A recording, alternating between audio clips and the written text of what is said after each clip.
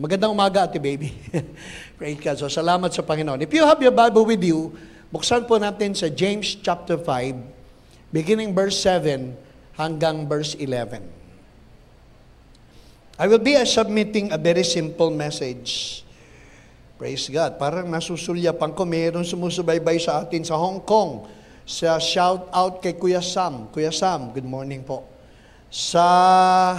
Hallelujah, sa Giginto, Bulacan, ay sumusubaybay po sa atin sila Pastor Benedict and so on. Praise God. Sa Candelaria, may sumusubaybay po sa atin. Baka maubos ang oras ko sa pagbasa ng mga hallelujah. Amen. Praise God. So, James chapter 5, beginning verse 7 hanggang verse 11. Praise God. Ito, tignan po natin ang mensahe ng Panginoon. Therefore, be patient, brethren, until the coming of the Lord.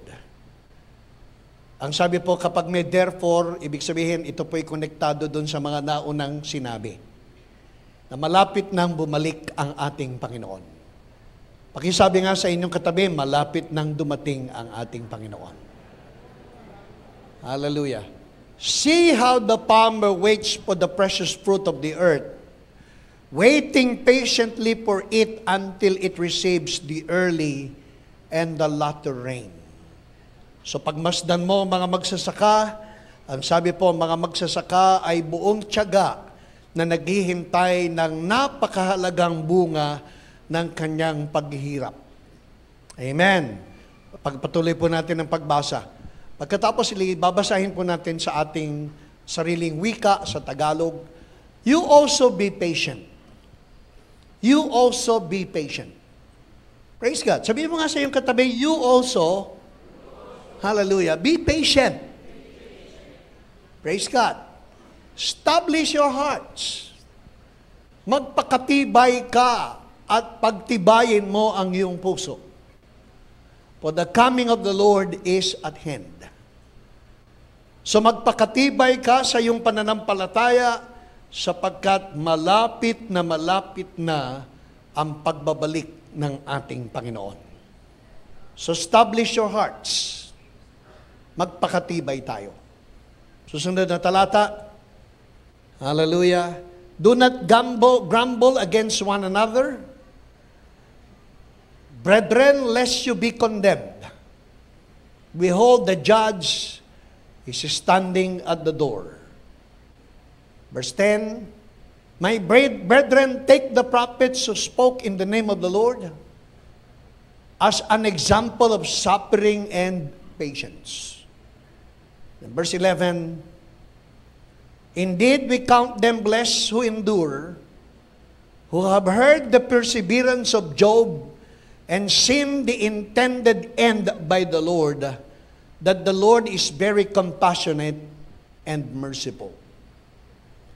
So may the Lord add blessing upon the reading of His holy word today.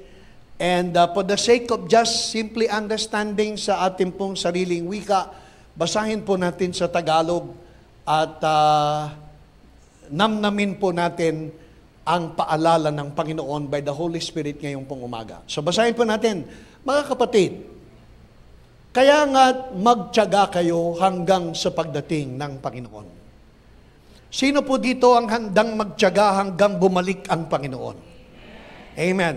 Ayaw nating mapabilang sa mga tumatalikod at napapahamak. Sa halip, nais nating mapabilang sa mga nagtitiyaga at nagpapakatatag at naliligtas hanggang sa huli.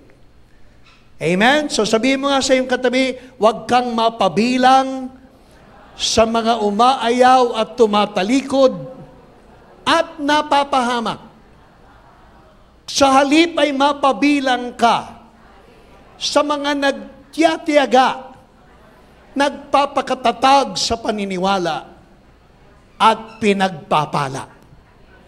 Amen. Hallelujah. So kung saan ko nais na mapabilang na grupo, nais kong mapabilang sa mga mapagtiis, mapagtiyaga at nagpapakatatag sa kanilang pananampalataya. Ayaw kong mapabilang sa isang grupo na kaunting pagsubok, kabigatan, at alalahanin sa buhay ay umaayaw na. At pagdating ng panahon ay napapahamak. Amen. Hallelujah. Ang sabi, tignan ninyo ang magsasaka. Buong tiyaga niyang hinihintay ang kapanapanabik na ani ng kanyang bukirin at minamatyagan ang pagpatak ng ulan. So inihambing tayo. Ibig sabihin, sabi ni Santiago, Apostol Santiago, ang kalahating kapatid ng ating Panginoong Yesus, the half-brother of Jesus, James, ang sabi niya, masdan niyo mga magsasaka. Tulad nila'y magpakatyaga at magpakatatag tayo. At buong kasabikang hantayin ng pagbabalik ng ating Panginoon.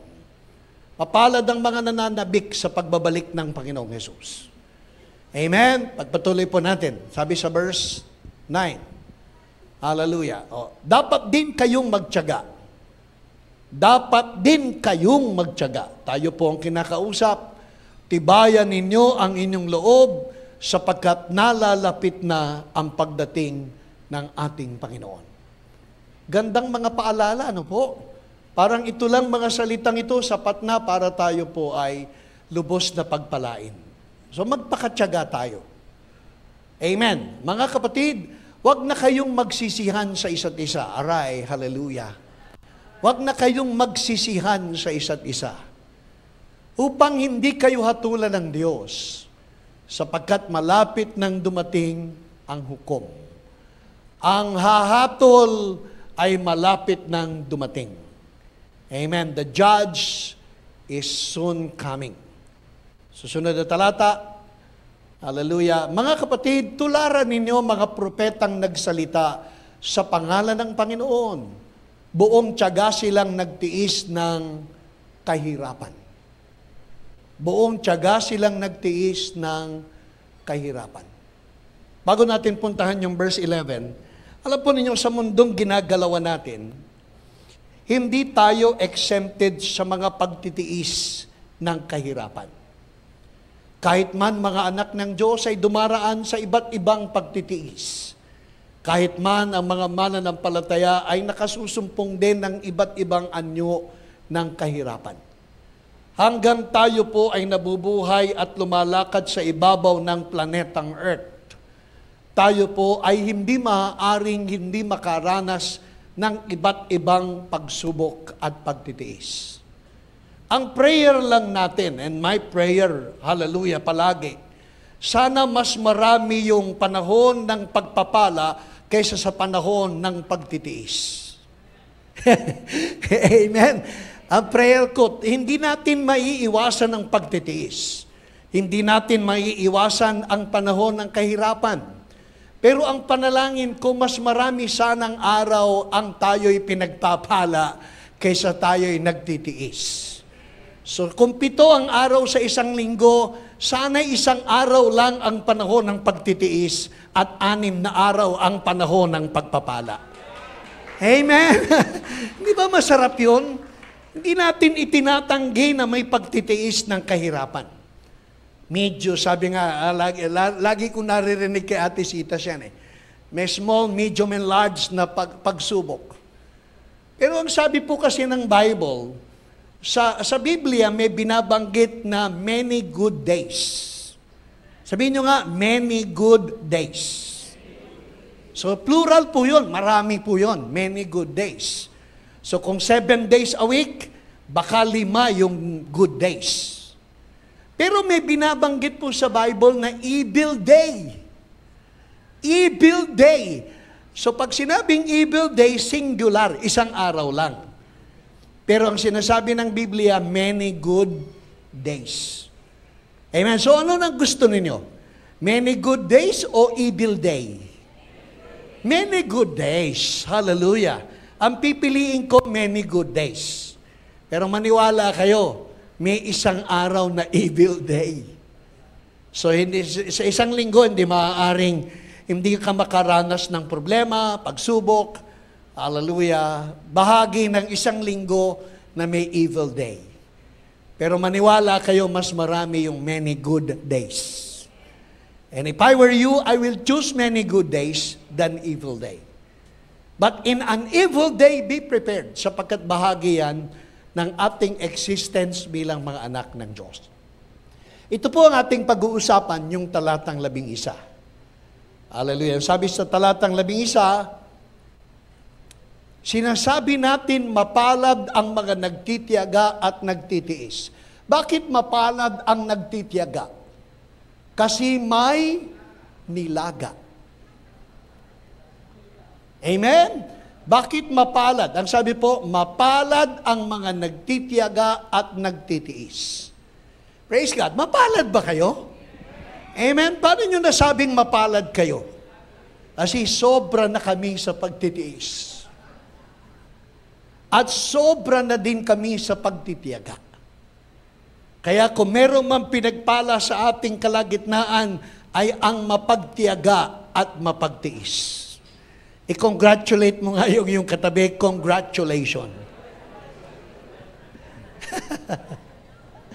Amen. Mapalad ang mga nagtitiyaga at nagtitiis. Nabalik ta rin yan. So, ibig sabihin, walang pagpapala sa mga hindi nagtitiyaga? Salapina, naging bato pa? Amen? Biyaya na nawala pa? So, mapalad ang mga nagtitiyaga at nagtitiis. Narinig na ninyo ang tungkol sa pagtitiis ni Job. At ang ginawa sa kanya ng Panginoon sa bandang huli. Sino po naniniwalang kapag matututunan mong magtiyaga at magtiis, laging may nakalaang mabuting pagpapala ang Panginoon sa dakong huli? Amen! Hallelujah! Amen and amen!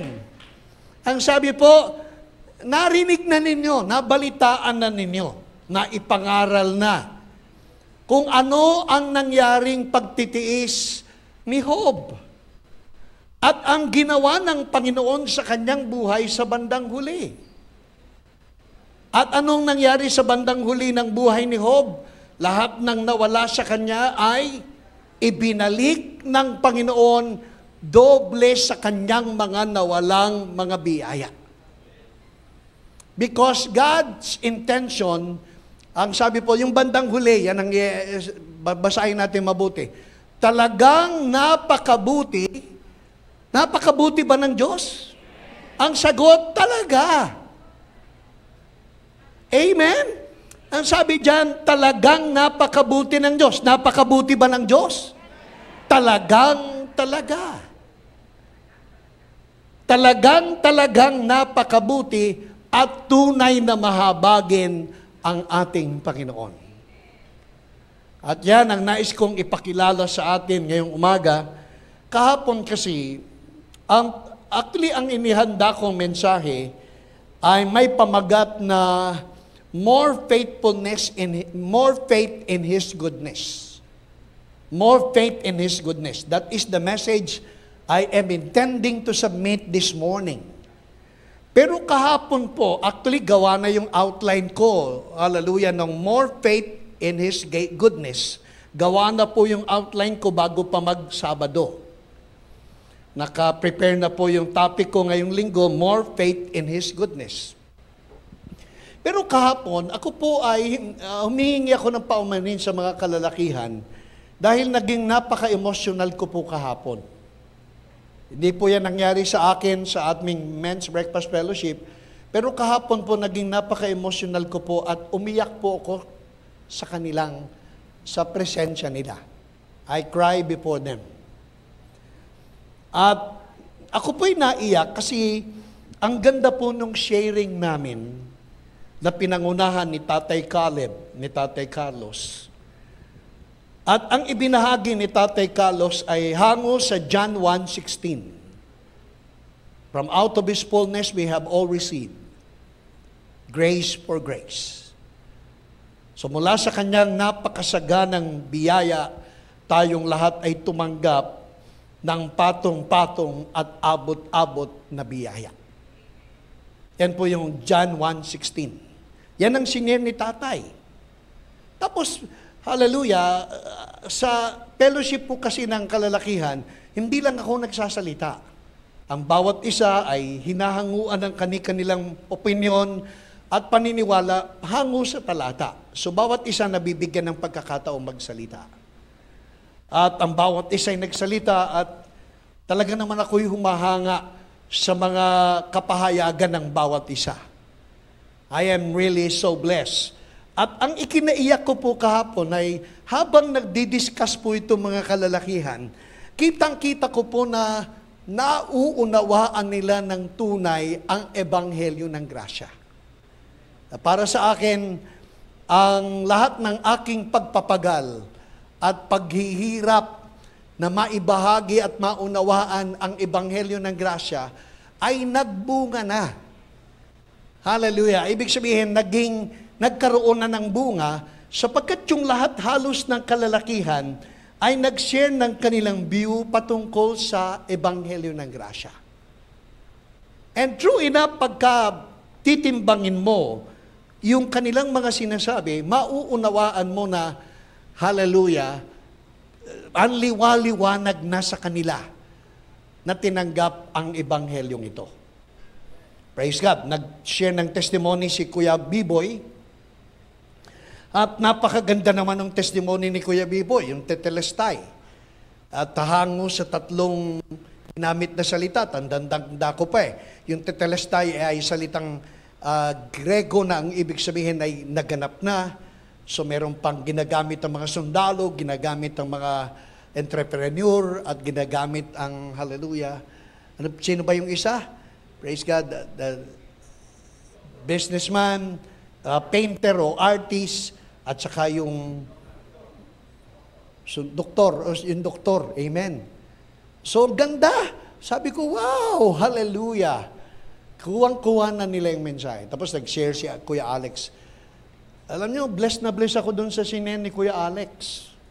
Talaga namang, hallelujah, doon pinipigilan ko na yung aking luha Tapos dumating po, iba-iba pa nagsalita, Pastor Dante, higit sa lahat. Tapos nabanggit ni Kuya Sam yung salitang, sabi niya, yung meron daw siya sa dating niyang dinadaluhan, ay meron siyang pastor na narinig nang sabi, nagtanong daw, sino sa inyo ang naniniwala na may makakahigit pa ba sa mga paghihirap at pagtitiis na dinanas ni Job? Meron pa bang hihigit sa mga pagsubok, sa mga problema at pagtitiis na tinanggap ni Job?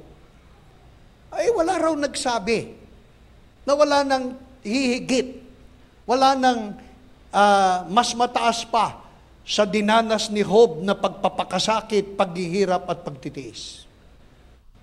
Sinansala daw ni Kuya Sam. Kuya Sam, maraming salamat Sabi ni Kuya Sam, meron po.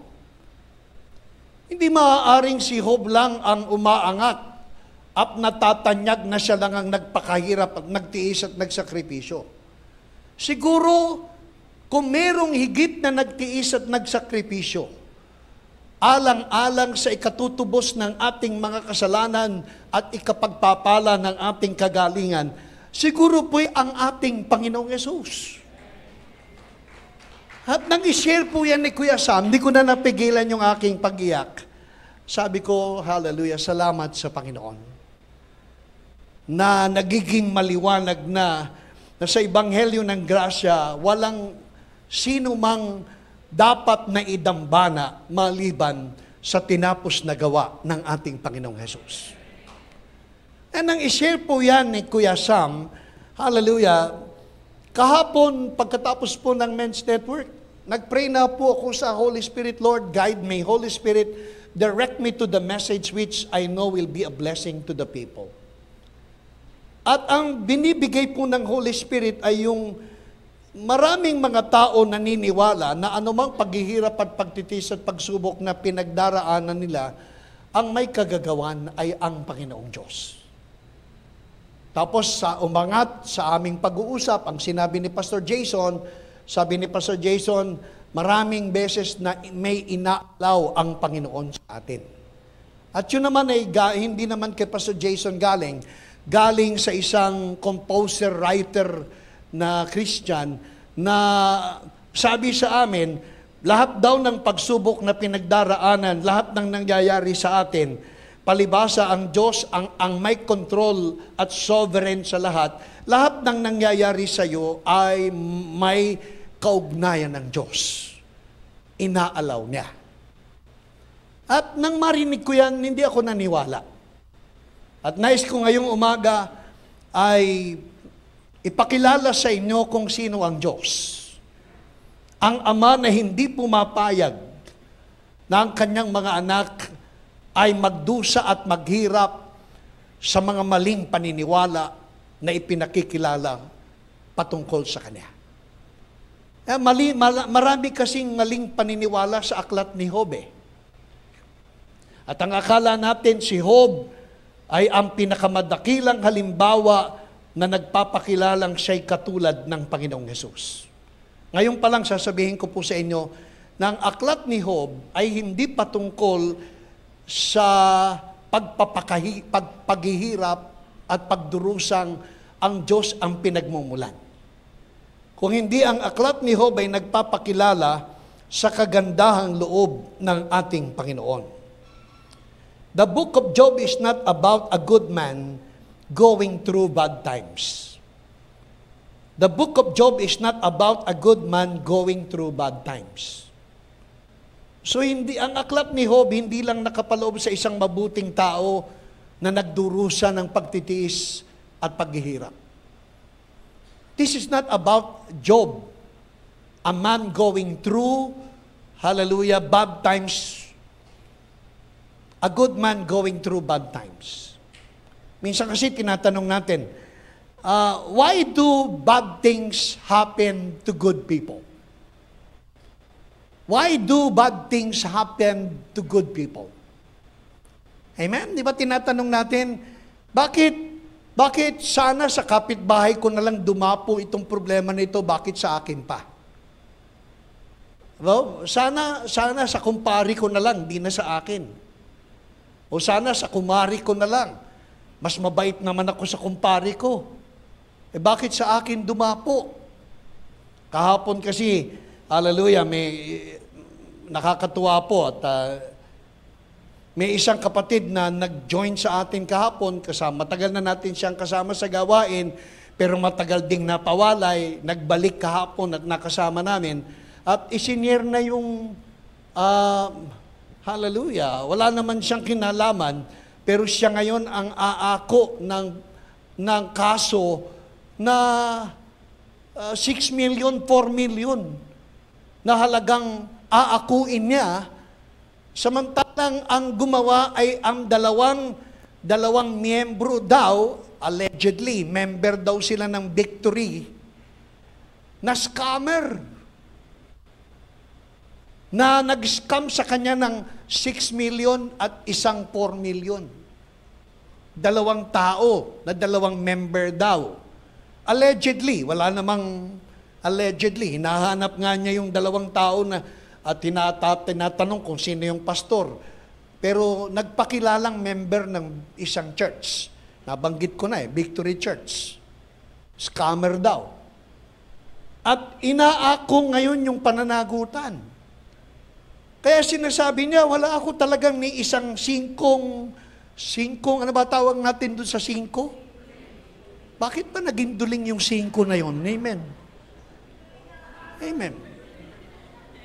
Naghahanap ako ng singkong duling Amen. Baka Antigo na. Amen. Wala bang singkong bingi? So, ni singkong duling, hindi daw siya nakinabang dyan. Pagkatapos siya ngayon ang aako ng napakabigat na pananagutan na nagkonsulta siya sa isang lawyer, hallelujah, at Christian yung lawyer, dahil ang pangalan niya si Christian. Amen. At pinagpayuhan siya, at praise God. At kahapon napalakas naman ng Holy Spirit ang kanyang kalooban. Pero ang tinatanong, bakit sa akin dumapo ang pagsubok na ito na sana silang mga scammer, ang dapat nagdurusa? Bakit akong nagdurusa? So yan ang maraming katanungan, malimit na katanungan ng marami, why do bad things happen to good people? And this is like Job. Sabi, the book of Job is not about a good man going through bad times, but a good God who loves us in times of our trials. So the book of Job is not a good man, hallelujah, going through bad times, but the book of Job is about a good God who loves us in the midst of trials.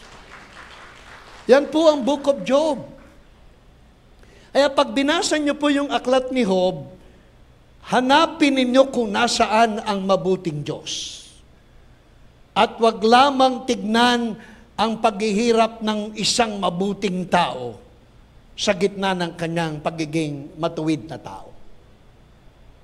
So ang book of Job is not about, at least not about Job. It's about the grace of God. Amen? So, He desires to bless us no matter what we have done, and He delights in blessing us no matter what we have said. So ang Diyos Ama, ikinalulugod na pagpalain ka. Maging sino ka pa man, at kahit ano pa ang iyong pinagsasasabi. Amen? Hallelujah. Sabihin mo nga uli sa iyong katabi, ang nalulugod ang Diyos kapag pinagpapala ka. Kahit sino ka pa, kahit ano pa ang iyong pinagsasasabi. Amen? Hallelujah. So God delights in blessing us. At yan lang talata na yan, okay na yan eh. It is the delight of my Father to bless me with the blessings of the kingdom. Amen? So pag-usapan po natin si Job. Si Job ba type of Jesus? No. Si Jesus ay hindi po ang larawan si Job ay hindi larawan ni Jesus. Si Job ay naglalarawan ng sangkatauhan. So pwede pong hallelujah, para madali nating maintindihan ang book of Job. Ang book of Job ay may 42 kabanata. Ang book of Job ay sinimulan sa pagpapakilala kay Job na isang matuwid at mabuting tao. Basahin nga natin, Job chapter 1, hallelujah. Si Job ay isang taong matuwid, hallelujah, at hindi siya kahit kailan nagsabi ng masama laban sa Diyos. Job chapter 1, siguro verse 1, hallelujah. Ito pagpapakilala ng Diyos sa kanya. There was a man in the land of Uz, whose name was Job. Ang aklat ni Job ay mas matanda pa kaysa sa aklat na isinulat ni Moses. Meron 5 aklat ng Pentateuch, Genesis, Exodus, Leviticus, Numbers, Deuteronomy. Mas matanda pa dyan ang aklat ni Job. Hallelujah, sa 5 aklat na isinulat ni Moses. At sa aklat na ito, ang Diyos ang Diyos ang nagsasalita. There was a man in the land of Uz, whose name was Job. And that man was blameless and upright, and one who feared God and shunned evil. So kapag babasahin natin yung unang talata at yung susunod pang mga talata, mamamangha ka sa paniniwalang si Job ay isang mabuting tao. Si Job ay mabuti, matuwid, at hindi kahit kailan sinisi ang Diyos. So kaya nga pagkababasahin mo lang ito, kukuha ka lang ng tipak-tipak o padampot-dampot na talata at hindi mo babasahin ang buong aklat ng Job, hindi mo makikilala kung sino si Job. Ang magiging paniniwala mo lang, si Job, mabuting tao. Talaga namang mabuting tao siya. Pero ito pong salitang ito ay ang Diyos ang nagsabi at ang Diyos ang tingin kay Job ay blameless. Ang Diyos ang tingin kay Job ay upright. Ang Diyos ang pagtingin kay Job ay may takot sa Diyos. At ang Diyos ang pagkakilala kay Job ay lumalayo at umiiwas sa gawang masama. So sa mata ng Diyos, si Job may ganitong katangian. Pero kapag aalamin mo ang totoong anyo ng katauhan ni Job, si Job ay masyadong self-righteous. Amen? So siguro, hallelujah, ipakita ko na para makita natin kung ano talaga ang itsura ni Job. Hallelujah. So wag niyong iahambing si Job kay Jesus. So kung ikaw ay maggagawa ng lesson outline, at sa lesson outline, gagawin mong si Job ay type ni Jesus, mamamali ka. Sapagkat si Job ay hindi type of Jesus. Amen? So nasaan si Jesus sa aklat ni Job? Mamaya pag-usapan natin. Pero definitely, si Job ay hindi katulad at hindi larawan ni Jesus. Actually, magkabaligtad nga sila eh. Ang larawan ni Job ay si Adan, hindi si Jesus. Amen? So, mabuting pag-aralan natin, paglipas ng panahon, pag-aralan natin kung ano ang pagkakatulad ni Adan kay Job. Pero ano ang pagkakabaligtad ni Job kay Jesus? Malayo po. Kaya wag niyong iahambing si Job na katulad ng Panginoon. Siguro, ang maiahambing natin si Jesus kay Job sa pagtitiis at pagtitiyaga. Pero sa katauhan, personalidad, at kanyang identity, hindi po yan katulad ng Panginoon. So, tignan natin kung sino si Job. Praise God. Kasi masyadong debatable itong aklat na ito eh. May mga naniniwala na ang Diyos daw ay nagbibigay at ang Diyos ang bumabawi. Kay Job galing yan eh. The Lord gives and the Lord takes away. Kay Job galing yan. So kaya mga tao gumagawa ng kanta, the Lord, the God gives away, the Lord takes away. Ano ba yung kanta na yun? Hallelujah, parang ganon. Ang paniniwala, ang Diyos ang nagbigay, ang Diyos din ang babawi. At ginagamit natin sa funeral service, ang Diyos ang nagpahiram ng buhay, ang Diyos din ang kumukuha nito. Hallelujah. So yan ang iba-ibang paniniwala. May panahong sasagutin natin. So ang Diyos daw ang nagbigay ng pagpapala, ang Diyos din ang bumabawi nito. Ang Diyos daw ang nagbigay ng mga anak na mabuti, tapos ang Diyos din ang bumabawi nito. So yan ang maling paniniwala, kasinungalingan po eh. Sa mga mangangaral na hindi po bukas sa grasya ng Panginoon. God gives and takes away good things. Number 2, God uses sickness to punish or discipline me. Ang Diyos daw ay gumagamit ng sakit at karamdaman para ikaw ay ituwid o itama. Pagka daw kasi ikaw ay nagkasakit na, ikaw ay mararatay, at habang nakaratay ka, lagi kang nakatingala, kaya lagi mong maaalala ang Diyos. Nung wala ka pang sakit, hindi mo siya naaalala. Nung ikaw ay naratay na, naalala mo siya. Kaya ang gagawin ng Diyos, bibigyan ka ng karamdaman para maratay ka, para maalala mo siya. Sakit namang pamamaraan yan. Nabibigyan ka ng sakit para ituwid ka, para itama ka. Amen? Yan ang sinasabi ng maraming mangangaral. Ang Diyos daw ay nagbibigay ng sakit para ikaw ay itama at ituwid sa iyong mga kapalaluan. Maling katuruan. Pangatlo, God puts me through hard times to teach me humility. God puts me through hard times to teach me humility. Kaya daw ako pinapayagan ng Diyos dumaan sa iba't ibang pagsubok at pag-uusig ay para daw ako'y turuang magpakababa. Kapag daw ako'y marami ng problema at hindi ko na kayang lutasin sa sarili kong kakayahan, ang Diyos magbibigay ng pagsubok, magbibigay ng problema, magbibigay ng mga pagtitiis para ikaw ay turuang magpakumbaba. Sakit na paraan para turuan kang magpakumbaba. Samantalang, alam niyo ba ang susi sa pagpapakumbaba? Hallelujah. Ang sabi, anong susi sa pagpapakumbaba? Huwag tayong magmalaki. He gives grace to the humble, but He resists the proud. Submit yourselves therefore unto God. Hallelujah.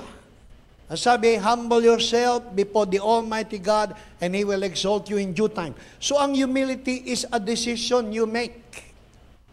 It is not an emotion you feel. It is a decision you make. Magpapakababa ako.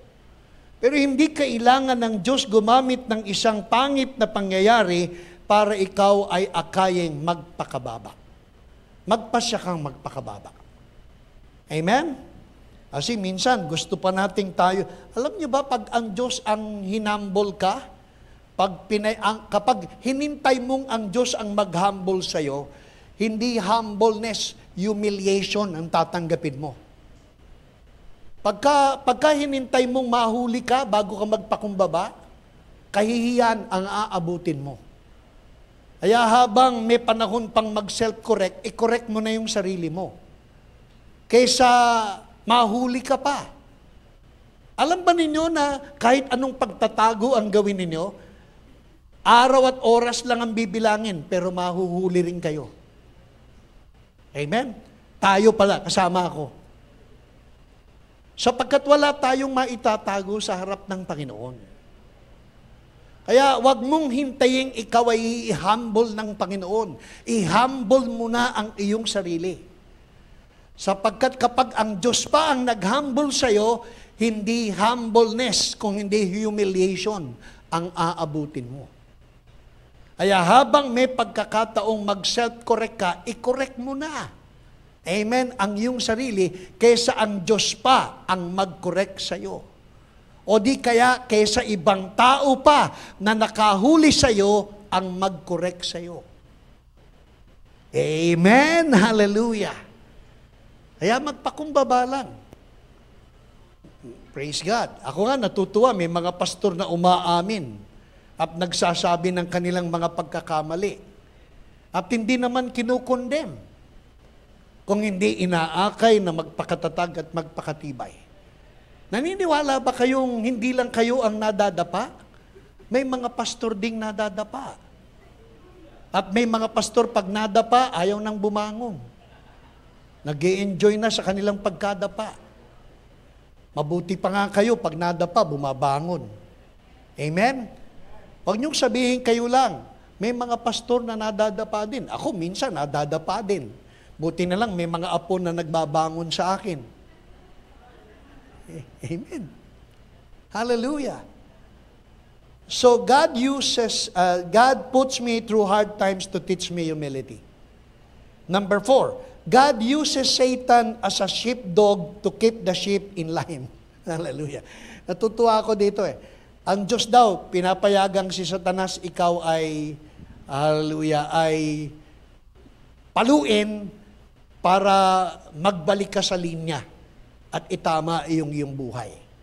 May narinig akong pastor na sinabing, ang gawain daw, ang paglilingkod daw ay ginagamit na pamalo ni Satanas sa kanya. Hallelujah. So, ibig sabihin, parang ang Diyos daw, pinapayagang si Satanas ay guluhin ka para magising ka at magbalik sa linya ng buhay. God will never allow Satan. At yan nga ang paniniwala. Kay Job, pinayagan daw ng Diyos si Job na pahirapan ni Satanas. Dahil humingi daw ng pahintulot si Satanas na si Job ay kanyang pahirapan. At ang sagot daw ng Diyos ay, sige, wag mo lang siyang papatayin. So ginamit ng mga mangangaral, ng mga theologian, na ang Diyos daw pinayagan si Satanas na ikaw ay papaghirapin para ikaw ay mamulat sa iyong kamalian. Sinong naniniwalang hindi kahit kailan papayagan ng Diyos ang demonyo na pahirapan ka? Hindi po. Sabi mo nga sa iyong katabi, huwag kang maniwala na pumapayag ang Diyos na pahirapan ka ni Satanas para magising ka sa iyong kamalian. Huwag kang maniwala. Sapagkat hindi ang Diyos ang pumayag.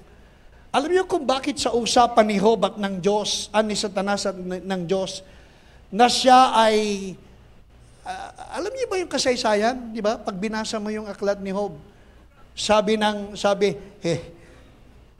kaya ka lang naman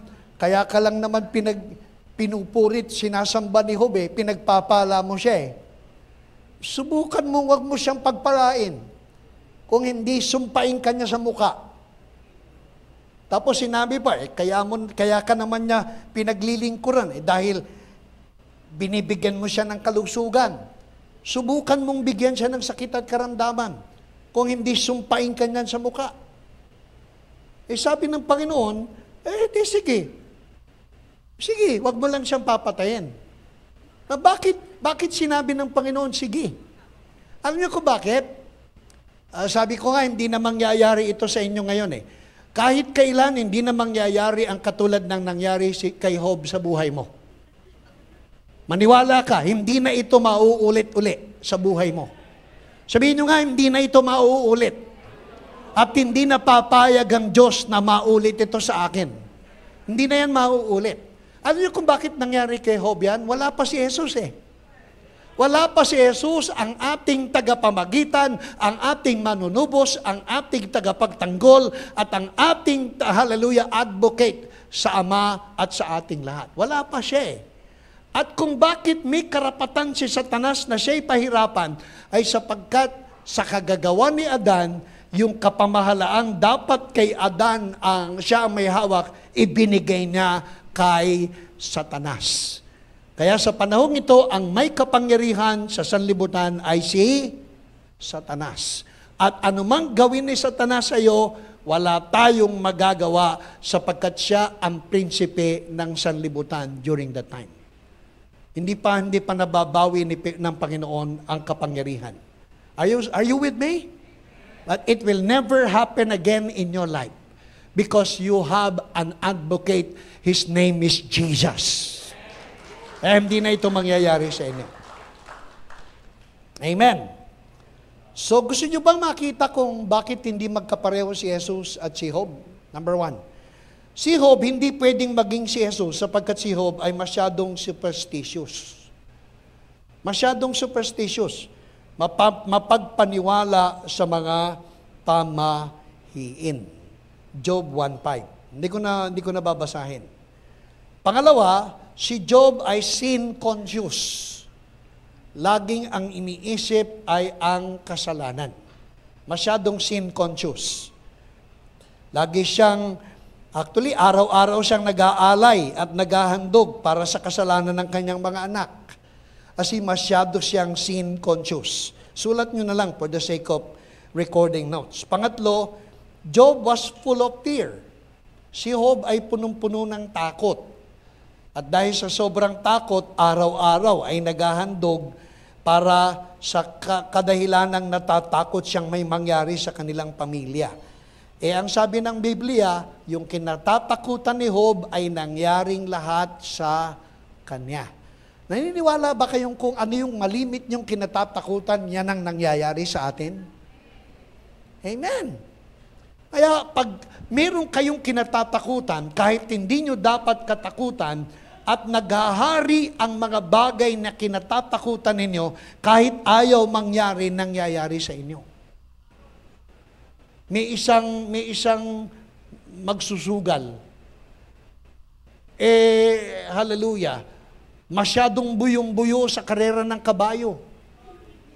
Halos ang buong kayamanan niya, naitataya niya sa kabayo, sa karera ng kabayo. Kada matutulog siya, nananaginip siyang matatalo yung kabayo niya.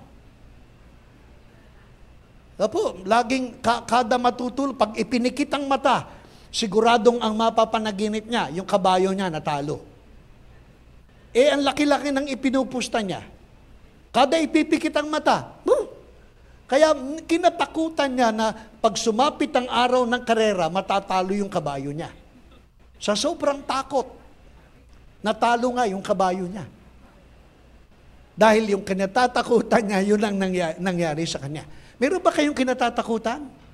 Meron ba kayong manok na inaalagaan at at natatakot kayong... Huwag kayong matakot sa mga bagay na hindi dapat katakutan. Sapagkat ang kinatatakutan, malimit ay nangyayari. Sinabi na sa'yo, huwag kang akit sa hagdanan. Yan. Makit nga. nalaglag. Nang malaglag, vlog. Amen. So sabi po, Job was full of fear. Number 4, Job was full of self-pity. Si Job ay punong-puno ng pagkaawa sa kanyang sarili. May mga talata po ko dito. Hallelujah. Yung full of fear, Job 3:25. Yung full of self-pity, Job chapter 10, verse 1. Job allowed bitterness to take root. Hallelujah. Ang puso ni Job ay punong-puno ng kapaitan. Siguro mahilig si Job sa ampalaya. Ang kanyang puso ay punong-puno ng kapaitan. Ang sabi sa Job 7:11, I will complain in the bitterness of my soul. Ako'y laging nagrereklamo sapagkat ang kaluluwa ko ay puno ng kapaitan. So yan si Job. Si Job hindi katulad ni Jesus. Si Job ay punong-puno ng kapaitan. Panglima o pang-anim, si Job ay masyadong self-righteous. Ang tingin niya sa sarili niya, siya lang ang tama at ang lahat ay mali. Kapag tinimbang daw niya ang kanyang sarili, matatagpuan siya ay walang kapintasan.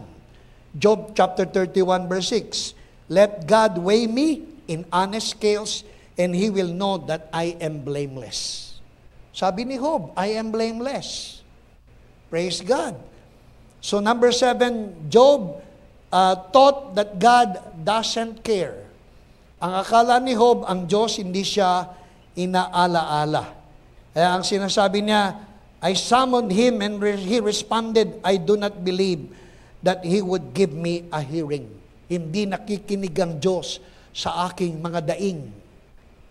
Kaya sinasabi niya, ang Diyos hindi nag-aalala at nagmamalasakit sa akin. Sino sa inyo sinasabi yan minsan?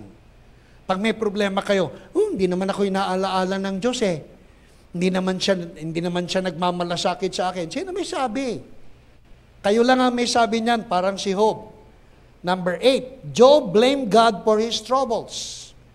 Si Job sinisisi ang Diyos sa lahat ng kanyang misfortune. Sa lahat ng mga pangit na pangyayari sa kanya, ang Diyos ang sinisisi niya. Hallelujah. Kaya paano siyang magiging katulad ni Jesus? Job thought God was trying to kill him. Pang-siyam, akala ni Job, ang plano ng Diyos siya ay patayin. Ang talata ay Job 9:21-22, Job 30:21-23. Ang Diyos daw ay nagbabanta na siya ay patayin. Pang-sampu, Job despaired of his life and wished he was dead. Sa sobrang depression ni Job, ang pangarap niya ay mamatay na lamang. Amen. Katulad ba kayo ni Job? Ako minsan dumating sa buhay ko yung katulad ako ni Job na sa sobrang kapighatian ng buhay, Lord, kunin mo na ako. Lord, ang buhay ko'y nakalaan sa libingan. Yan ang sinabi ni Job. Are you with me? Amen. Hallelujah. Parang lilima na lang yung nag-amen eh. Hallelujah. Amen. Andyan pa po ba kayo? So naniniwala na ba kayo na si Job ay hindi ang type and shadow ni Jesus? Si Job ay naglalarawan ng bawat isa sa atin. Ay yung lahat ng 10 katangiang nabanggit ko, marami pa eh. Pero sa 10 katangian ni Job na nabanggit ko, makaka-relate ka. Pwede mong iugnay ang sarili mo sa katangian ni Job. Si Job ay self-righteous, si Job ay may self-pity, si Job laging iniisip na hindi nagmamalasakit ang Diyos sa kanya, si Job ay wala ng, hallelujah, puro kapaitan, puro paninisi, puro ang Diyos ang may kasalanan. Ayan ang sinasabi ni Job. So Job is a type and shadow o ang analogy ng bawat isa sa atin. Hallelujah. Sino naman si Jesus? Hindi pa, bago tayo pumunta kay Jesus. Kayo ba'y naniniwala na si Job ay may 3 kaibigan? At yung 3 kaibigan ni Job, hallelujah, pag binasa niyo yung aklat ni Job, sino po yung 3 kaibigan ni Job? Si Bildad, si Sopar, Hallelujah. At sino po yung isa? Si Eliphaz. So si Eliphaz, si Bildad at si Zophar ay ang kumakatawan sa mga mangangaral, sa mga pastor, o pwede nating gamiting mga matatalik daw na kaibigan. So may tatlong kaibigan si Job. Kayo ba may tatlong kaibigan? Ilan ang kaibigan nyo? Marami, no? Pero sa mga kaibigan nyo, sino yung naging kapaki-pakinabang? O sino yung nagiging parang kaibigan lamang, pero hindi totoong nagmamalasakit? Alam ba ninyo na hindi lahat ng kaibigan ay totoong kaibigan? May mga kaibigan ka lang pag ikaw ay maginhawa. Pero pag hindi ka na maginhawa, wala na yung mga kaibigan mo.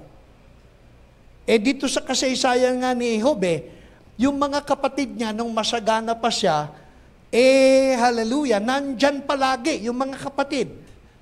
Nung masagana pa siya, nung ang dami pa niyang kamelyo, dami pa niyang tupan, dami niyang kabayo, dami pa niyang alagang, masagana pa si Job, nandyan yung mga kapatid niya. Pero nung siya'y magdusa na, wala nang nabanggit na mga kapatid. Ang mga kapatid, sumulpot na lang nung 42 kabanata na nagbalikan nung maginhawa na si Job. Tingnan nga natin yun, 42:11. Pwede ba makita natin yung 42:11? Tignan natin yung, bago tayo pumunta dun sa tatlong kaibigan, tignan muna natin yung mga kapatid sa laman. Na nang panahong masagana siya, nandyan, pero nang siya'y naghihirap na, ito na yung mga kapatid niya. Then all his brothers and all his sisters, then, ang sabi po, then, all, then. Pag sinabing then, hallelujah, dati wala yan Dati yung mga kapatid niya, nandyan nung maginhawa pa siya. Pero nung siya'y nagdurusa na, wala nang nabanggit na mga kapatid sa laman. Then, pagkatapos, na si Job ay nirestore na ng Diyos, nagbalikan na yung mga kapatid. Amen! May ganyan ba kayong mga kapatid? Sa panahon ng problema mo, hindi mo maapuhap, pero nung ikaw ay marami ng salapi, nandyan at nangungutang, at kung ano-anong papuri sinasabi sa'yo, pero nang nagdurusa ka ni isang singkong pilay, hindi ka nabigyan. Basahin nga natin sa Tagalog, hallelujah, basahin natin sa Tagalog. Lahat ng kapatid nito, mga kamag-anak at kakilala, ay dumalaw sa kanya. Wow, hallelujah. Wow, yung mga kakilala dumalaw uli. Wow. Mga kamag-anak at kakilala dumalaw sa kanya. Tapos nagsalo-salo sila. Bawat isa'y nakiramay sa nangyari sa kanya at nagbigay pa ng salapi, sing-sing na ginto. Hallelujah. At ang sabi po, parang nawala dyan yung sa English. Bawat isa nakiramay. Sa English, tingnan natin sa English. Sa English, maganda po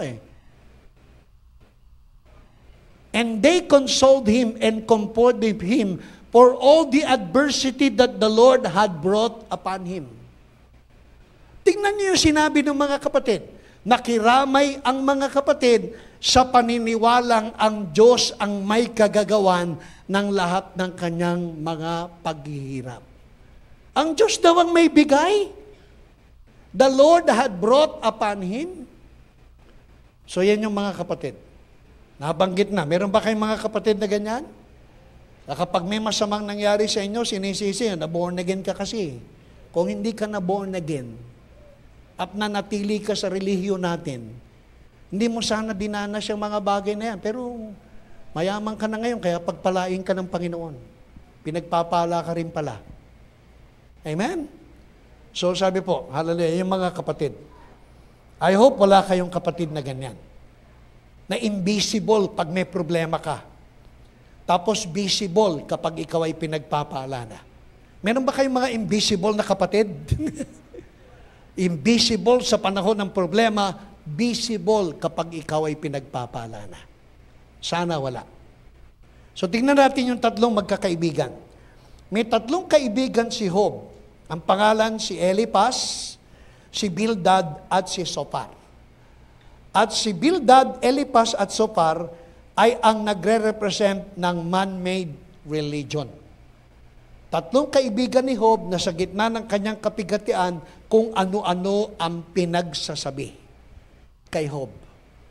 Kung ano-anong condemnation, kung ano-anong paghihirap, kung ano-anong paninisi, kung ano-anong mga kamalian ang ibinahagi. So tignan natin, basahin nyo na lang sa bahay mamaya, pero tignan natin yung ipinayo ni Eliphaz. Sabi ni Eliphaz sa Job 4:7. Job 4:7, isang kaibigan. Ang kaibigan ito, nagpayo kay Job, pero ang payo niya ay nakabase sa karanasan. So sabi niya, Job, alam mo, alalahanin mo yung mga nangyari sa nakaraan. Remember now. Remember now. Whoever perished being innocent, or where the upright ever cut off. Sabi sa Tagalog, alalahanin mo, remember, na walang sino mang matuwid ang kanyang pinarusahan. Baka kaya ka pinarurusahan, ikaw ay may pagkakasala. So ito ang malimit na sinasabi ng maraming mga mangangaral. Ang lahat daw ng nangyayari sa atin ay bunga ng ating mga pagkakasala. Tama, half truth, half lie. Totoong lahat ng ating mga pagkakasala, pangit na mga bagay, sa kasalanan ng galing. Pero nang tayo'y tubusin ni Kristo sa sumpa at bayaran ng lahat ng kabayaran ng kasalanan, tayo po ay pinalaya na sa kapangyarihan ng kasalanan. Sa mata ng Diyos, tayo ay pinapaging matuwid, pinapaging banal. Sa dugo ni Jesus, tayo po ay pinatawad na sa lahat ng ating mga kasalanan. At kung may mga pangyayari minsang nagaganap sa atin, hindi dahil lang sa ikaw ay nagkasala, may panahong ikaw ay naghihirap dahil inuusig ka ng mga taong walang puso. So sino naniniwala na maraming pangyayari sa buhay natin na hindi dahil sa ikaw ay nagkasala, kundi dahil may naiinggit lang sa'yo? O ikaw ay inuusig ng mga taong hindi naniniwala sa'yo? Ay hindi lahat ng mga pangit na pangyayari sa atin ay bunga ng kasalanan. May mga pangyayari sa buhay mo na ikaw ay pine-persecute dahil sa iyong pagsunod sa kalooban ng Panginoon. So there are persecutions. But primarily, kasalanan ng bunga nito. Kaya sabi ni Eliphaz, Job, ikaw ay ngayon ay nagdurusa dahil nagkasala ka. Walang matuwid ang pinahihirapan ng Diyos. Tama, no? Pero dahil dito, na-condemn na naman si Job at ang sabi sa kanya, kaya ka nagkakaganyan dahil ikaw ay makasalanan. Makasalanan.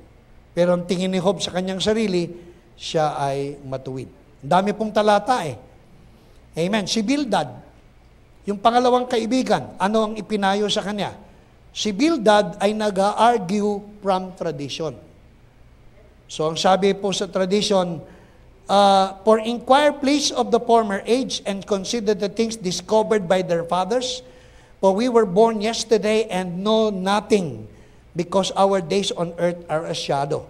So ang sinasabi po ni Bildad, alam mo Job, kaya nangyayari sa iyo yan, may mga tradisyon kang hindi mo sinusunod na kinagis na natin sa ating mga sinaunang mga magulang. So ang sinasabi ni Bildad, sundin mo yung mga pamahiin. Sundin mo yung mga tradisyon. Kaya ka nagkakaganyan, Job.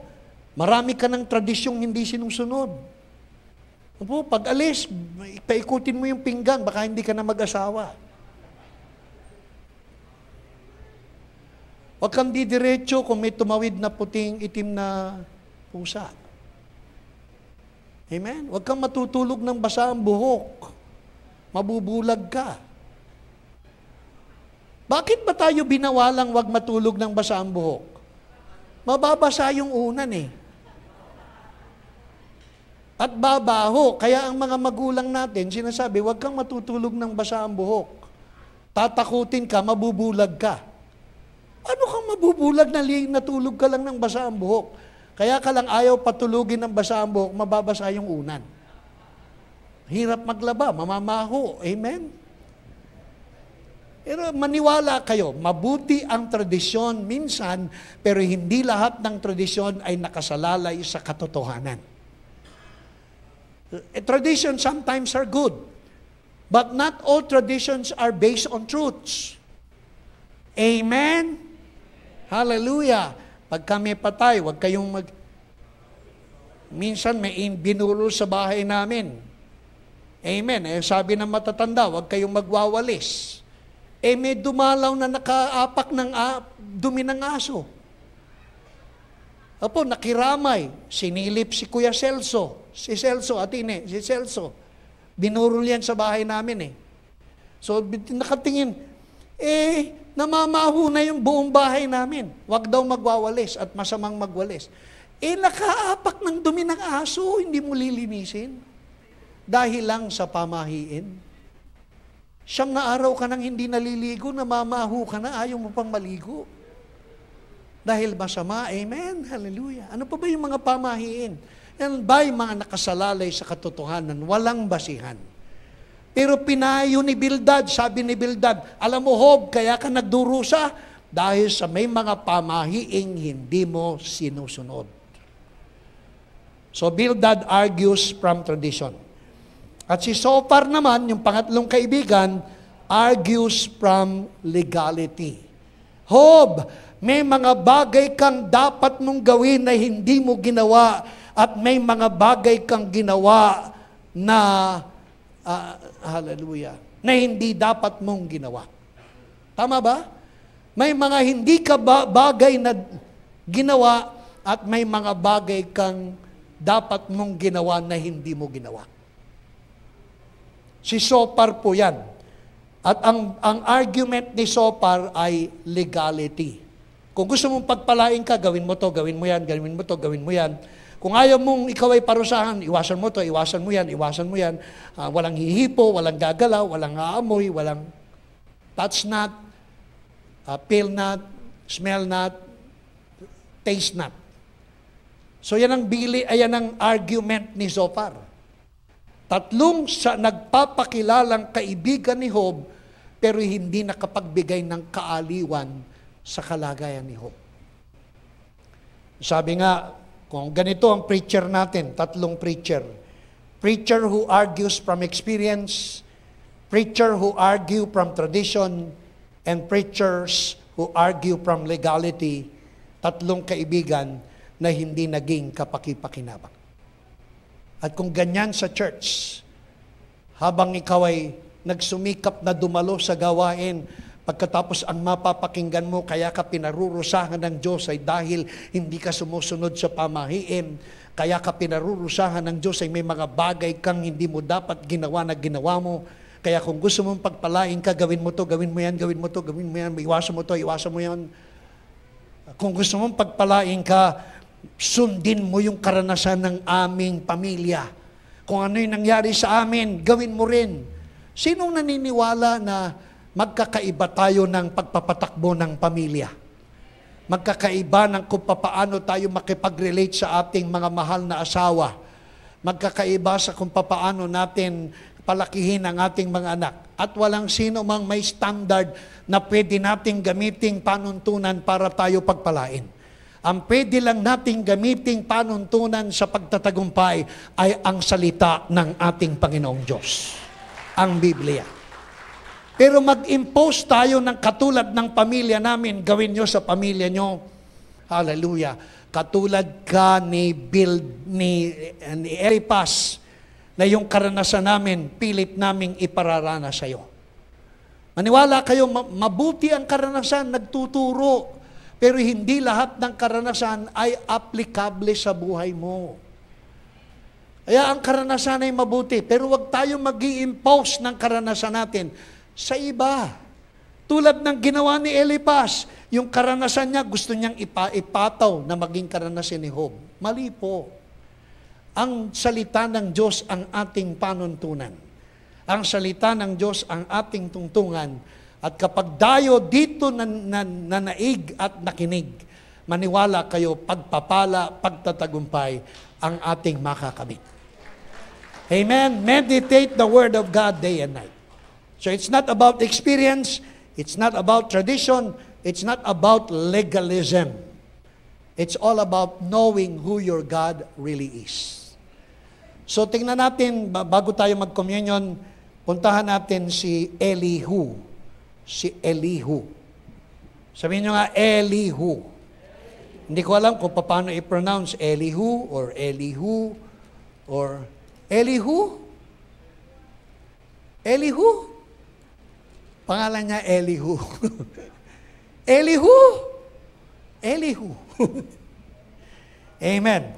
So si Elihu ay makikita natin sa Job 32. At si Elihu ay ang representation ni Jesus. So pag binasa nyo mamaya, alam ko nananabi kayong umuwi, babasahin natin yung buong aklat ni Job, makikita nyo kung nasaan si Jesus sa aklat ni Job.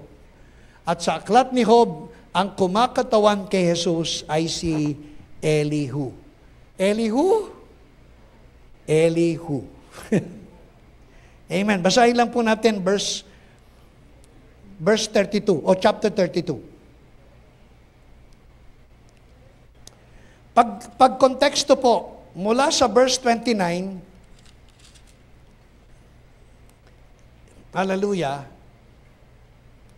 pinagmapurinan ni Job ang kanyang self-righteousness. Pagkatapos magsalita ng tatlong kaibigan niya, na ang basihan ng mga kaibigan niya kung bakit siya naghihirap ay dahil hindi siya sumunod sa karanasan ng isa. Hindi siya sumunod sa tradisyon ng isa. Hindi siya sumunod dun sa legalism ng isa. At pagkatapos magsalita ng tatlo, ginastify ni Job yung kanyang kalalagayan. So pinagtanggol niya yung kanyang sarili. At magmula sa verse 29 hanggang verse 31, pinakipaglaban ni Job ang kanyang kabutihan, ang kanyang katapatan. At pagkatapos sa verse 31:10 o 31:40, ang sabi po, kung gayon ay bayaan, damot dawag ang tumubo, sa halip na sibada o trigo ang pumuno. Tapos ang sabi po, dito nagwakas ang mga pangungusap ni Job. So, hallelujah, pinagtanggol, gina-justify ni Job yung kanyang kamalian, yung kanyang kahirapan. Kayo ba ganyan? Tayo ganyan? Pag kami nangyayari sa atin, lagi tayong may dahilan. Amen? Kasi. Diba? Parang si Adan. Parang si Eva. Apo, tanungin ng Diyos, bakit? Eva, bakit? Adan, bakit? Si Eva po eh. Yung babaeng ibinigay nyo sa akin, yung asawang binigay nyo sa akin, siya ang sanhi. Pagdating kay Eva, itong ahas eh. Pagdating sa ahas, wala nang masisi yung ahas. Inako na lang ang lahat ng sumpa ng ahas. Pero tignan yung tao. Pag may nangyayari, may dahilan. Bakit ngayon ka lang? Traffic eh. Kung gumising ka ng maaga, di nakarating ka ng tama. Bakit ngayon ka lang? Daming aso sa daan. Yun na-justify natin. O bakit nagkaganyan? Ito eh. Ito sinasabi kong gawin namin. Ito, suggest ito. Pag hindi nasunod yung suggestion niya, nagagalit, nagtatampo, umuwi. Kaya hindi natatapos ang trabaho. Lagi tayong may dahilan, gina-justify natin. Alam niyo yung justification, naghahanap ka ng dahilan sa iyong mga pagkakamali at pagkukulang. Ganyan ba tayo? Oh, hallelujah. Oh. Pag kami nangyayari,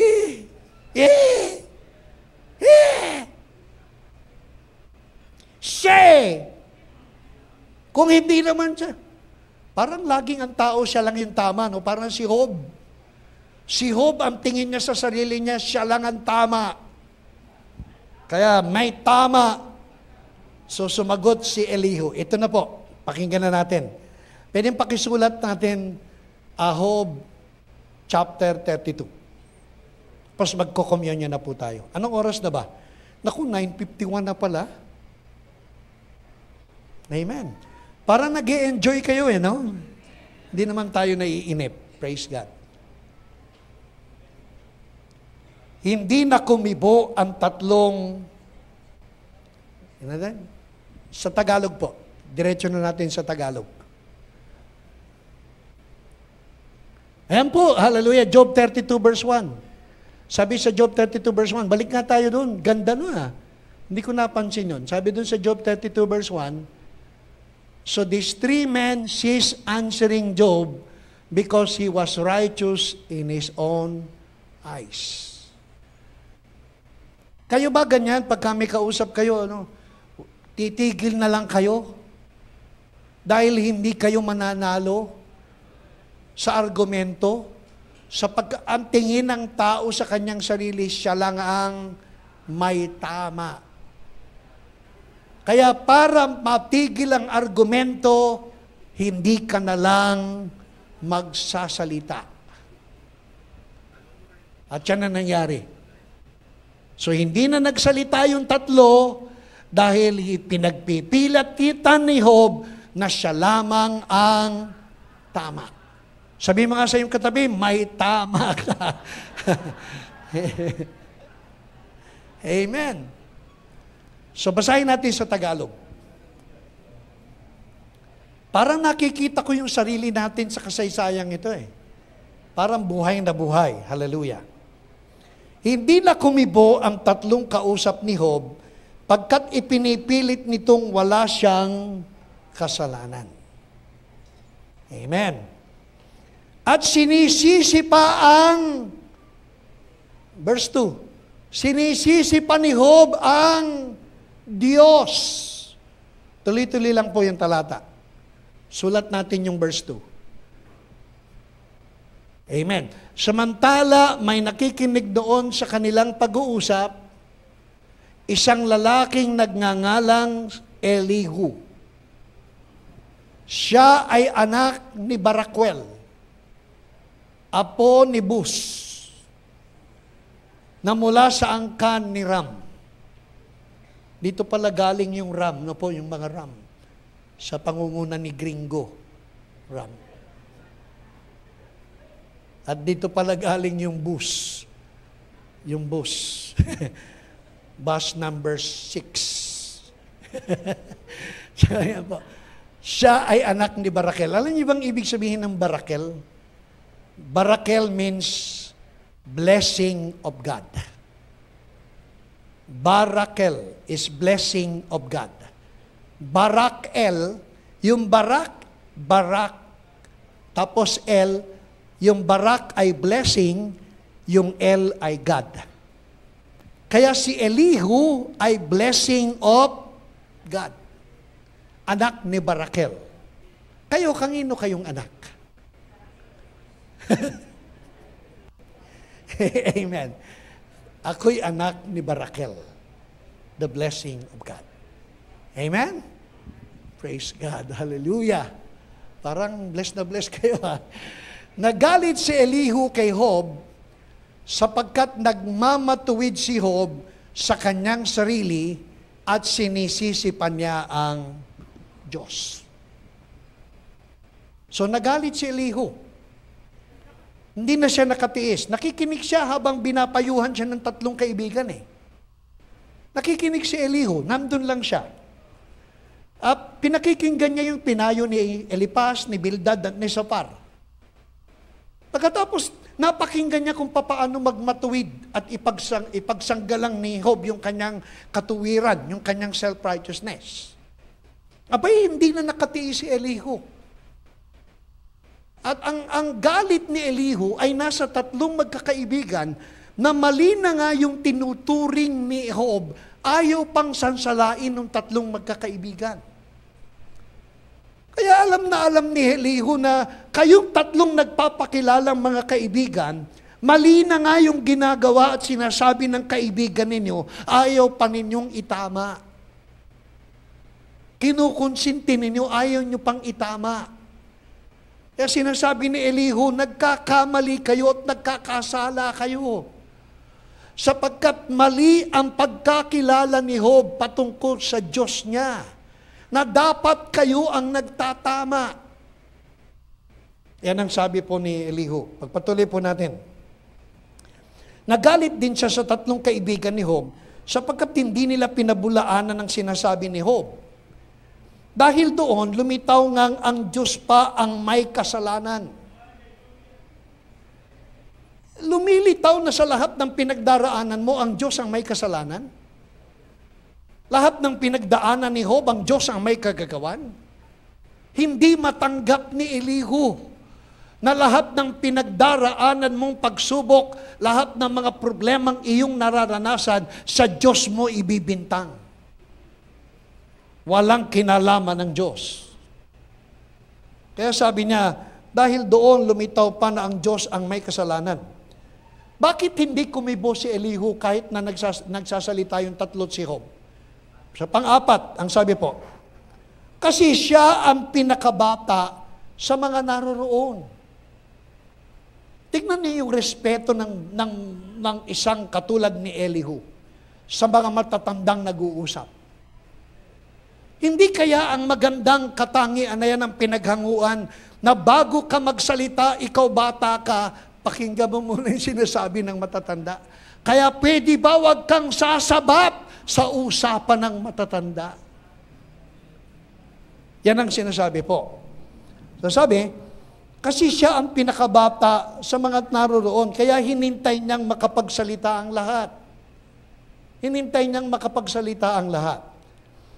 Nagalit nga siya nang hindi na kumibo ang tatlo, kaya sinabi niya, pakinggan niyo po ito, basahin natin. Nagalit siya.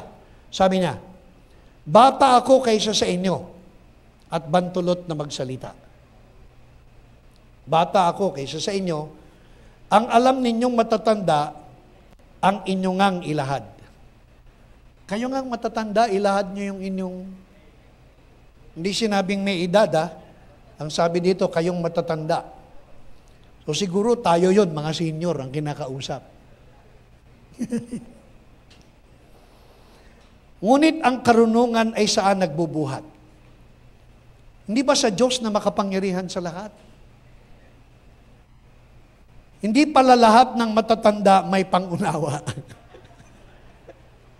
Naku po, hallelujah. Hindi pala lahat ng matatanda ay may pangunawa. Amen. Amen. Amen, Pastor Ali.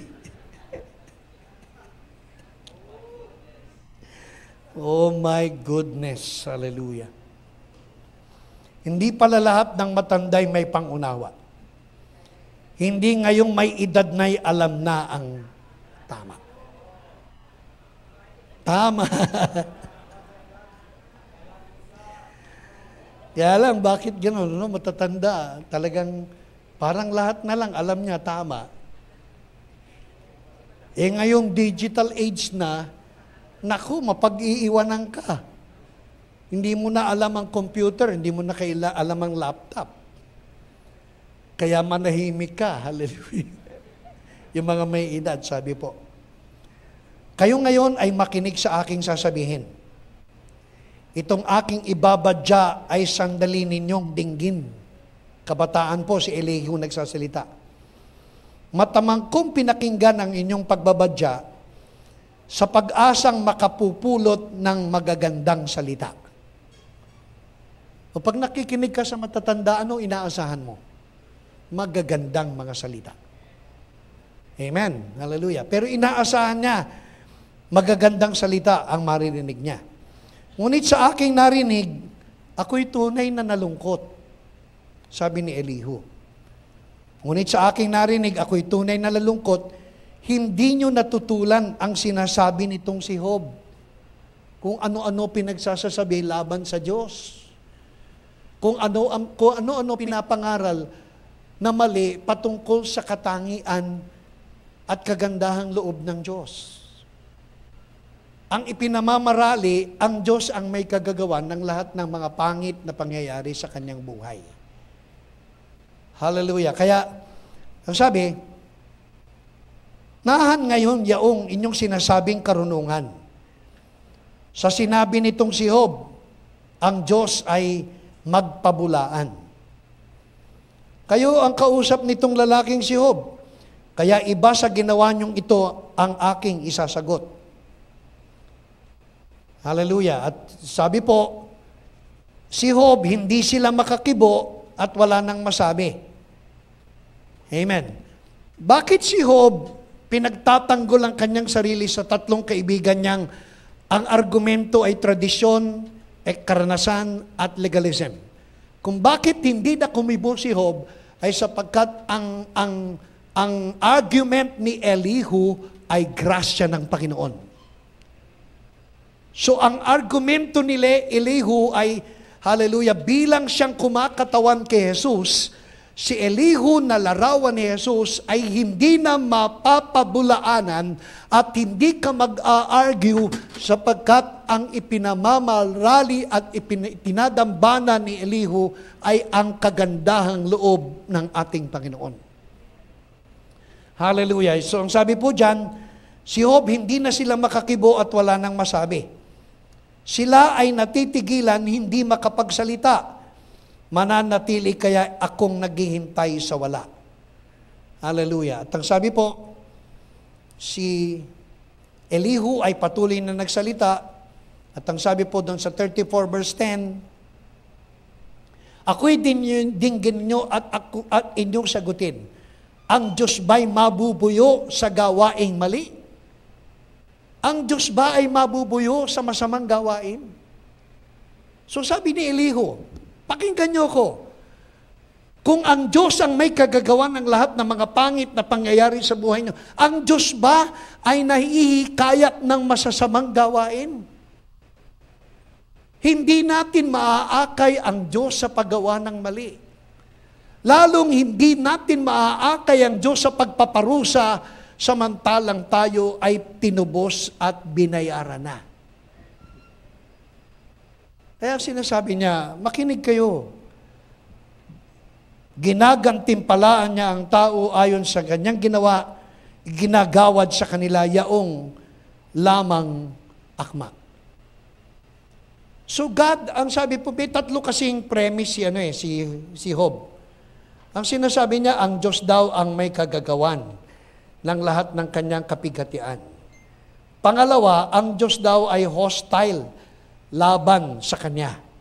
Pangatlo, ang Diyos daw ay inaakusahang hindi just, hindi makatarungan.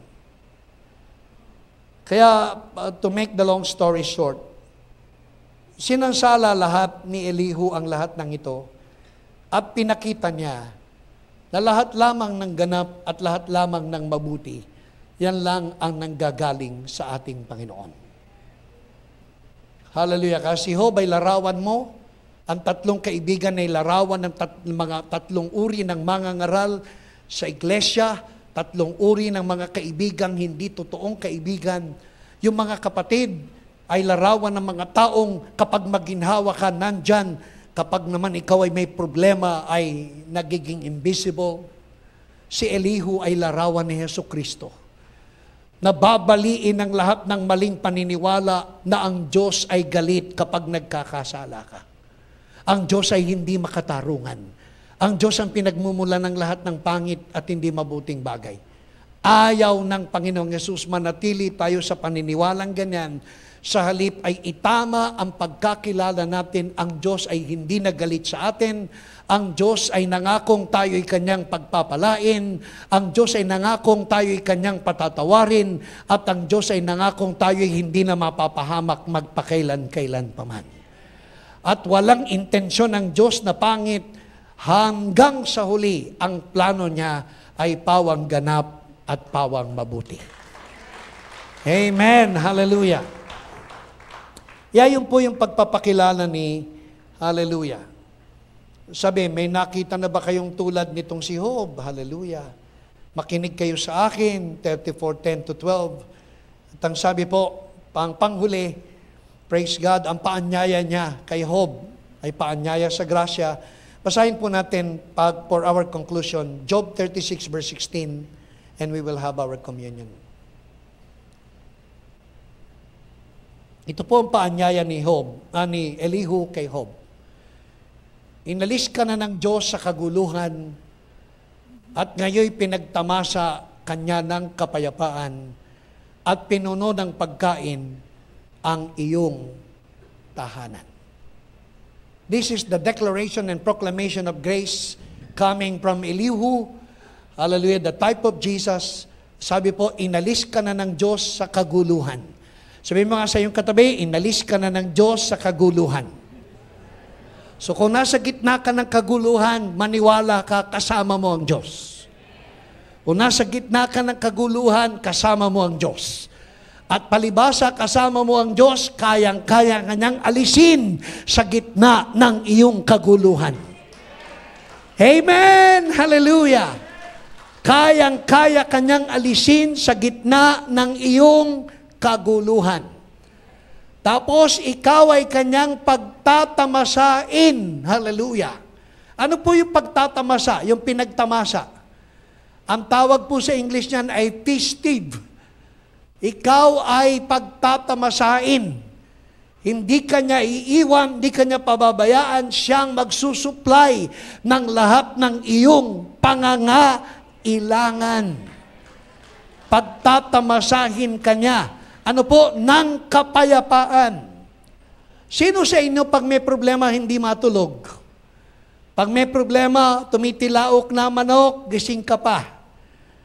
Ang dami-dami mong iniisip kung paano mo malulutas ang iyong problema. Sa dakong huli, walang umubra ni isa. Hallelujah.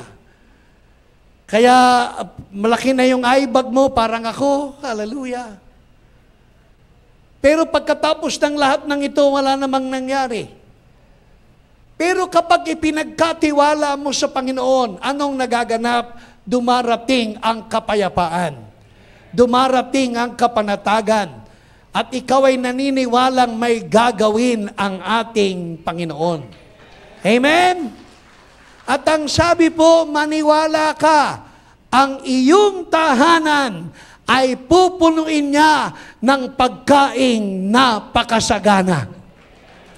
Amen? Ang iyong tahanan ay pupunuin ng masaganang pagkain.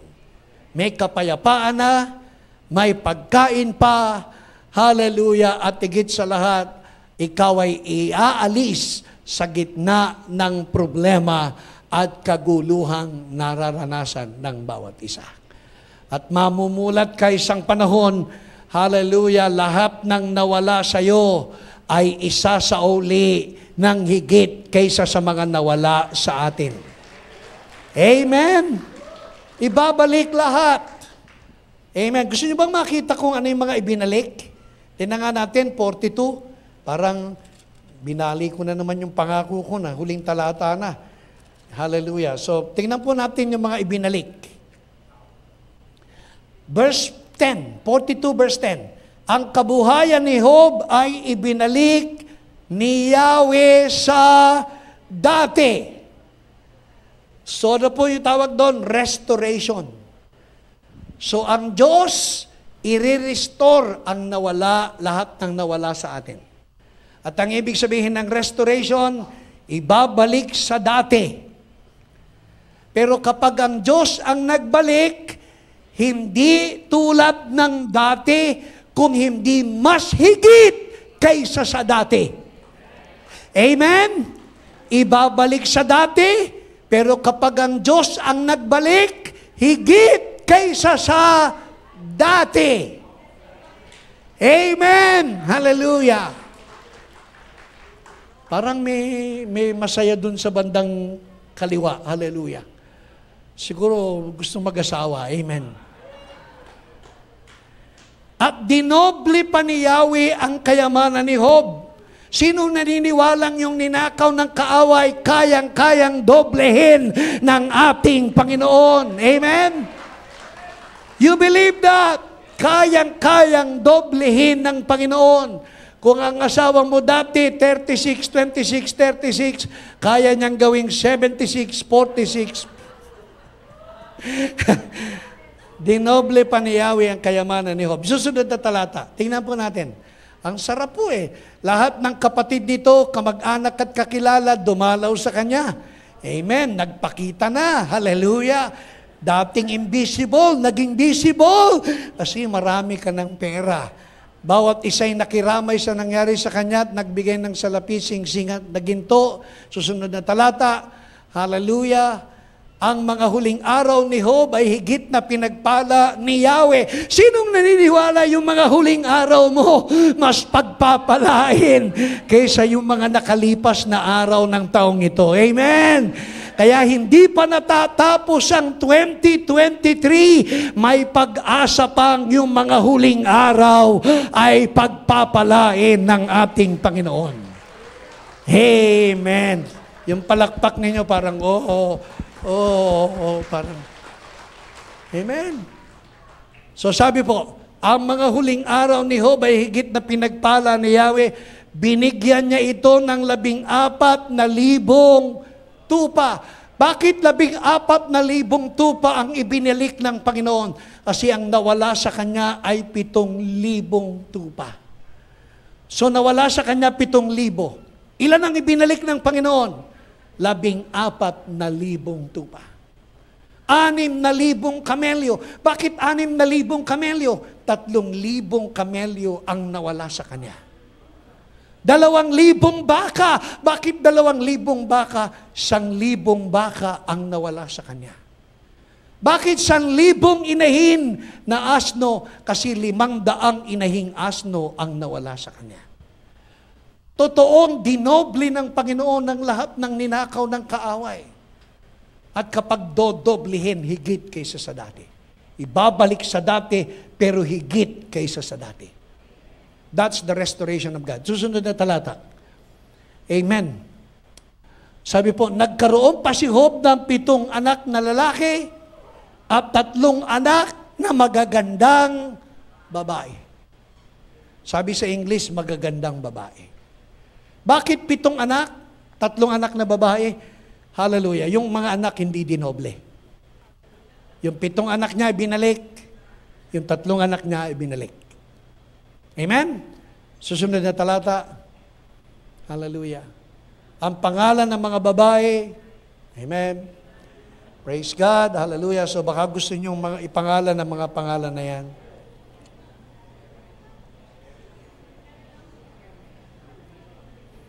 Sabi sa verse 15, bakit Miss Universe ang ganda nila? Ang mga anak ni Job ay ang pinakamaganda sa buong lupain. Pinamanahan din niya ito tulad ng mga anak na lalaki. At si Job ay nabuhay pa ng 140. Susunod. Si Job ay nabuhay pa ng 140 taon. Matandang-matanda na siya nang siya ay mamatay. Amen. Ano ibig sabihin ng matandang-matanda na siya nang siya ay mamatay? Ibig sabihin, hallelujah, he has lived his full age with a long, satisfied life. Now, sinong may kagagawan ng lahat ng nangyari kay Job? Yung huling yugto ng buhay na sinong may kagagawan? Ang Diyos. Sinong may kagagawan ng lahat ng paghihirap niya? Ang demonyo. Ang kaaway. Kaya nga ang sabi po, si Job ay dinapuan ng sakit mula paa hanggang ulo. Si Job ay dinapuan ng sakit mula paa hanggang ulo. Pero nang siya'y pagalingin, pinagaling siya mula ulo hanggang paa. Amen? Meron ba kayong nakikita doon? Kapag galing kay Satanas, mula paa hanggang ulo. Pero kapag galing sa Panginoon, mula ulo hanggang paa. Amen? Kaya pag sakit, nagmumula sa ilalim. Pero kapag kagalingan, magmumula sa itaas, pababa. From the crown of your head to the sole of your foot. to the sole of your feet. That's our healing. But from the enemy, sickness, from the feet, sole of our feet, to the crown of our head. Baliktad na baliktad. Kapag ang Diyos ang kumilos, mula itaas, pababa. Kapag sa demonyo, mula ibaba. Bakit mula ibaba? Kasi ang pwesto at posisyon ng demonyo nasa ibaba. Tignan nyo nga yung sapatos ninyo. Yung ilalim ng sapatos ninyo. Sa ilalim ng sapatos ninyo, diyan lang ang karapatan ng demonyong manirahan. Ha? Yan lang ang karapatan, posisyon ng demonyo, ang ilalim ng ating mga paa. Amen. Hallelujah. May natutunan po ba kayo? Salamat sa Panginoon. So, mag-pray po tayo for our communion. Sino pong naniniwala, kung may sakit kayo at karamdaman, kaya kayong pagalingin at pinagaling na ng ating Panginoon? Sinong naniniwala kung kayo ngayon ay naghihirap dahil ninakawan kayo ng kaaway, kayang-kayang doblehin ng Panginoon at kayo'y pagpalain? Sinong naniniwalang sa gitna ng kaguluhan, kaya niya kayong alisin at kaya niya kayong papagtagumpayin at pagpalain? Amen. Sinong naniniwala ngayong umaga, God can restore everything the devil had stolen from us? Father, in Jesus' name, we just want to thank you for the word we have heard. And Lord, we just want to honor you, believing and trusting in you that you are able to do exceedingly abundantly above all that we could ever ask or even think. According to the power, according to the grace, so rich and so abundant. Lord God, today I pray that everyone having sickness be blessed with healing. I pray for those having financial difficulties be blessed with abundance.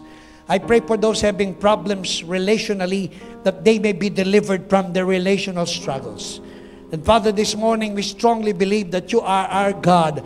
Hallelujah. And you are able to restore everything the devil had stolen from each and every one of us. And Lord God Almighty, hallelujah, kahit kailan hindi namin sasabihin at idedeklara at paniniwalaang ikaw ang may kagagawan ng lahat ng aming mga pagsubok. Hindi namin sasabihin ikaw ay galit at ikaw ay malayo sa amin. At lalong hindi namin sasabihin ikaw ay walang magagawa para sa amin. Hallelujah. We believe that you are our God. And in you, you only do good things. God is all the time good. God is all the time good. Bless.